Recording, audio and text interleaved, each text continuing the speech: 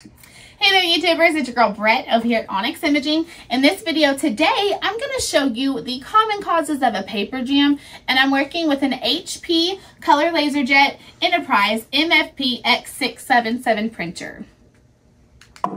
We are Onyx Imaging. We are the highest rated and most reviewed printer service center in Oklahoma. Alright guys, so I have already opened my tray.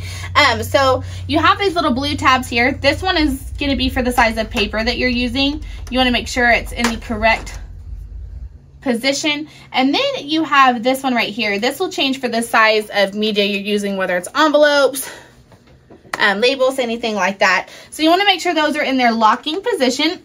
You also have these little tabs right here. This is going to be your max level indicator. You never want to feel too close to that.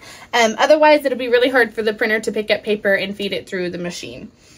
Another thing that you want to do, anytime you are adding paper to your tray, you never just want to just like kind of throw it in there. As you can see, it's not aligned. So what we suggest is to take your new paper, take your old paper out, and you want to mix it together, fan it out, and then go ahead and align all at the same time. Once you do that, then you can stick it in the printer at one time. If you do these tips and tricks, it will help you eliminate some jams, but not all. Alright guys, I've showed you the common causes of a paper jam. Thank you for watching our video and have a wonderful day.